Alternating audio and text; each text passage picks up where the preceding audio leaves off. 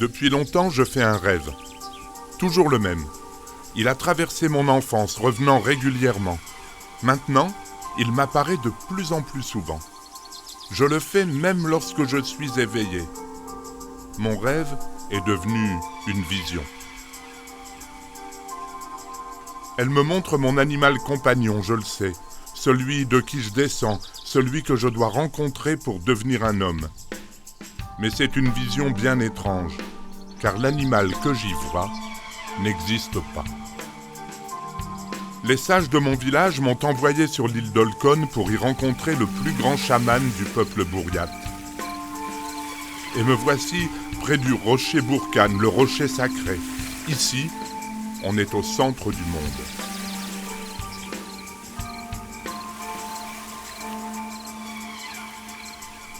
La vision revient, plus puissante, plus précise encore que les autres fois. L'animal inconnu envahit mon esprit. Si c'était un démon, j'ai peur. Heureusement, le chaman saura me guider.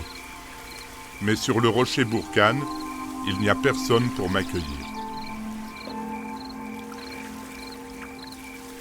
Une vieille femme noue des kataks. Je lui demande si elle sait où est le chaman. Elle me sourit. Elle accroche un dernier ruban sans un mot, puis elle me montre le ciel. Là-haut, buvant l'azur, un aigle à tête blonde tourne lentement. La femme a disparu. J'attends. Le chaman ne vient pas. La vision me submerge à nouveau. Choc de lumière qui me transperce. L'animal énorme s'avance. Il s'arrête juste devant moi. C'est une montagne sombre dans un monde blanc, de neige et de glace.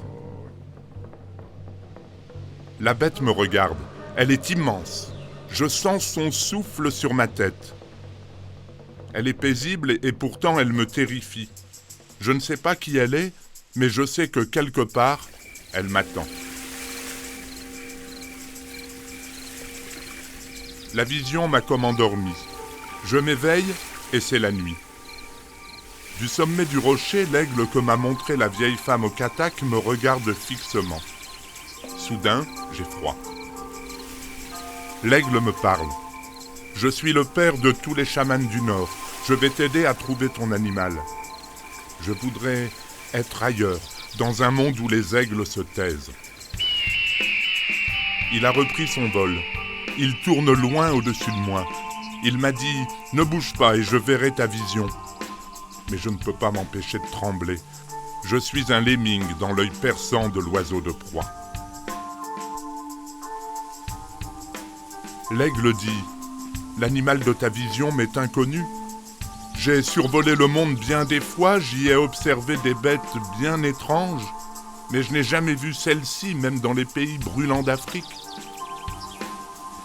J'ai rencontré un homme il y a longtemps, un vieux sage.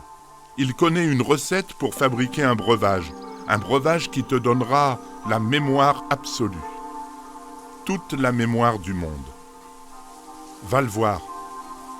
Rends-toi à la source de la Léna, puis suis le cours du fleuve jusqu'à l'hiver. Lorsque tu pourras traverser en marchant sur la glace, alors tu seras arrivé.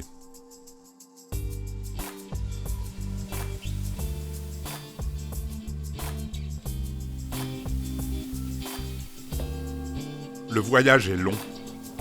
Le printemps a passé comme un souffle tiède. L'été a duré le temps d'une fleur. Déjà, l'hiver s'installe le long de la Léna. La nuit, je sens sa morsure. La neige a depuis longtemps recouvert la steppe. La glace prend les rives du fleuve, puis le recouvre entièrement. Parfois, du bout du pied, je teste sa solidité. Elle craque encore. Prestement, je retire le pied. Un ours brun énorme se dresse devant moi. Le froid m'a rendu imprudent. J'attends le coup de patte. L'ours grogne et s'en va. Un peu plus loin, il traverse le fleuve sur la glace. J'ai franchi la Léna sur le chemin de l'ours. De l'autre côté, je découvre un village minuscule blotti dans le froid. Devant une yourte, un vieil homme me sourit. te voilà enfin. Dans la yourte, il fait chaud. L'homme me tend un flacon. Bois, ce breuvage te donnera vigueur et endurance. Et surtout, il te donnera la grande mémoire, la mémoire de tous les hommes qui ont marché sur notre terre. Je saisis le flacon minuscule et je bois quelques gouttes. Aussitôt, un homme apparaît. C'est un coureur des steppes. Il vient de temps très anciens. Il vient de la nuit des temps. Le chasseur me parle. Un langage étrange, disparu depuis longtemps et que pourtant, je comprends. Ta vision, c'est l'animal montagne. Il a la force et la sagesse. Nous l'appelons Mammouth. Je ne sais que son nom. Mais un autre homme apparaît. Il porte un costume triste et un chapeau très haut.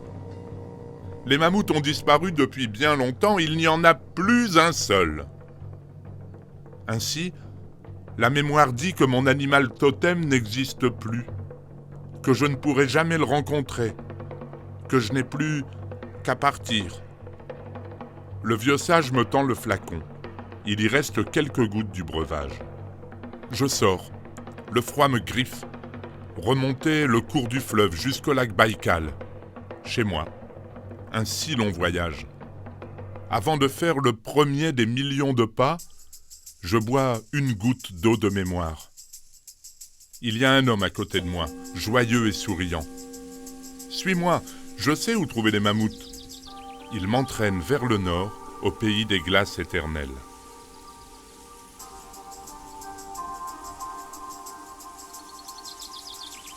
C'est ici, va jusqu'au cœur du glacier. J'avance dans le glacier bleu.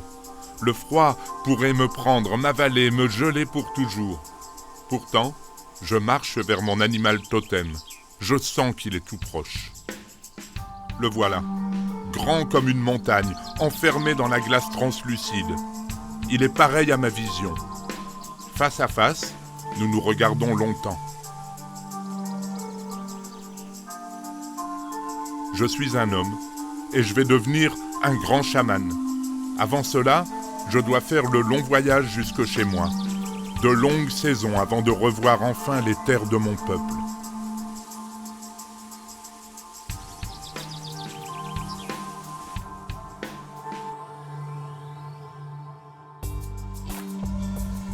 Je marche vers le sud. Le grand fleuve est là, immobile, mais je sais qu'il coule sous la glace. La vie toujours se fraye un chemin. Là-haut, dans le ciel toujours bleu de la Sibérie, un aigle tourne lentement.